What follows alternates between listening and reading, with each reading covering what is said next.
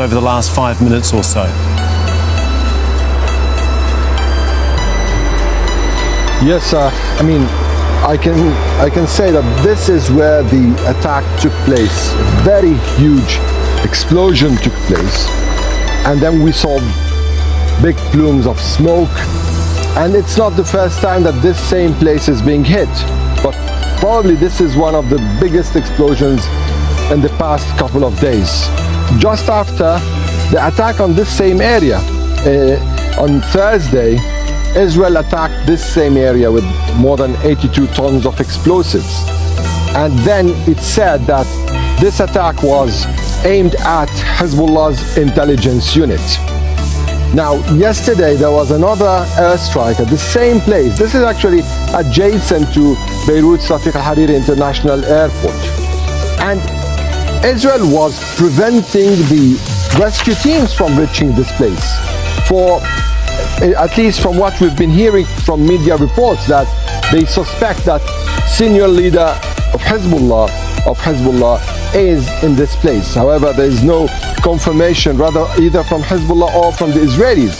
It's just about media reports. Well, it's clear that the Israelis are concentrating their strikes on this precise point, and they've hit it yesterday in the night, they've hit it in the morning, they've prevented emergency teams from reaching there, they launched drone attacks on rescue teams, and now, as you just can see, this is what's left of the smoke.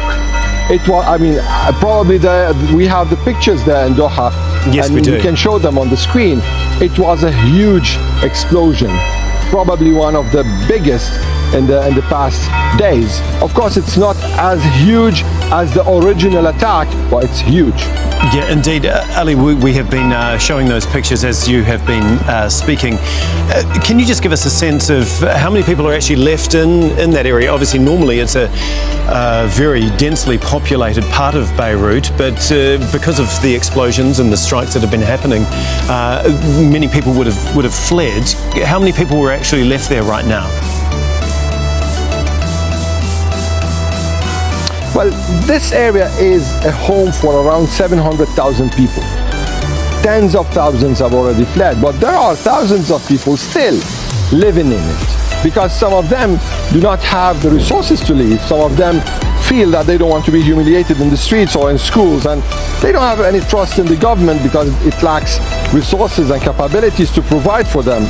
Add to that, this place where this attack took place is just, as I told you, beside the airport. And the airport is still functioning, it's still working. So in the past couple of hours, there have been 5 flights departing and landing. So the whole airport is shaking. I remember talking to someone I know who was in the airport on the night of that strike, the Thursday strike. And he was telling me he had his children, his wife, and family members with him. He said the airport was shaking, and probably today whoever is in the airport was feeling something like an earthquake. It's a very huge explosion. We actually, I can explain. I think there's another explosion, probably not now.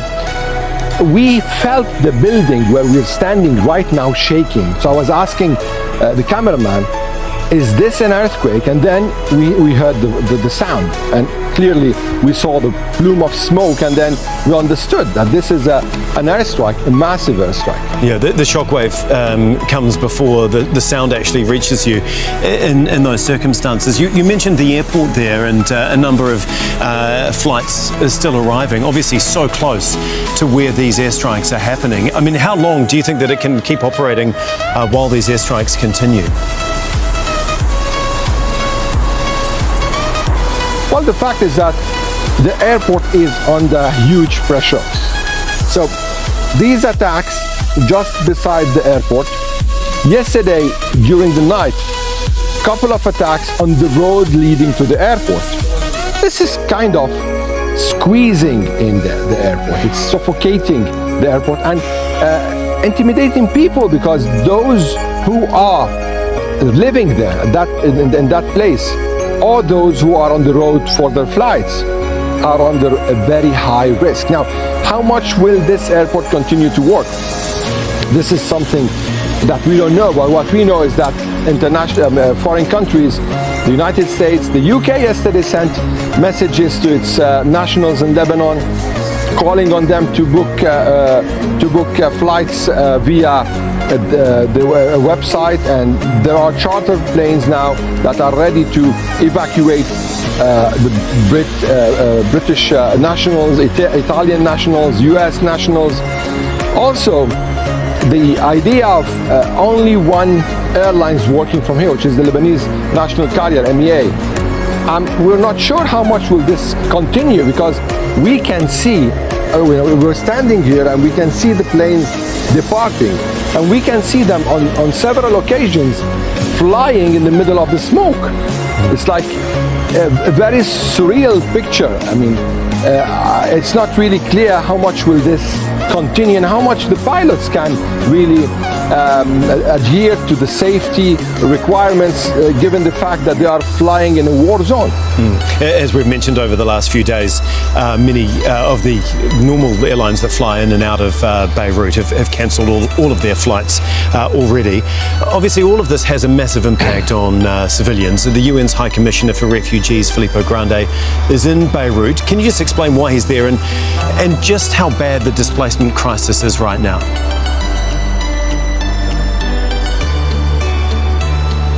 Well, you know, there are several sectors that are being hit in Lebanon. This is one of them, Beirut's southern suburb. The south is also being hit. Over here you have 700,000 people living. You have in the south around 500,000 people. Also Bekaa is another area that's being hit, alongside with certain areas that are being targeted with drone strikes, and this is creating a sense of panic everywhere. So I mean, where we are standing here, there are no strikes, but the amount of horror people are going through, children are feeling. I was talking to Darren in the past bulletin. I was telling him how the sky was lit up yesterday with the attacks. Everyone can see these pictures and everyone can hear these sounds everywhere in Beirut. So people are trying to get out of these areas towards safer areas, and that's why there is a crisis, a real crisis, displacement crisis. Plus, aside from the Lebanese government is saying there are around 1 million Lebanese internally displaced people. But add to them, there are more than 1 million Syrian nationals who are refugees in Lebanon. And of course, there's no difference in horror, there is no difference in the feel to go for safer areas. They're also leaving. Around 250,000 Syrians have already left towards Syria in the past days. And you have also the Palestinian refugees. One of the places hit yesterday was just, a couple of times, was just beside the Burj al-Barajani refugee camp. People there had to leave. And also the Sabra and Shatila camp, where in 1982 there was during the Israeli invasion of Lebanon, there was a massacre there. 3,000 people were killed. Also people there still living the generational trauma had to flee for their lives. So all these people are pouring into one place, which is Beirut. That's why the United Nations is so concerned. The Lebanese government doesn't have any resources, so there should be someone to help. Okay, thanks.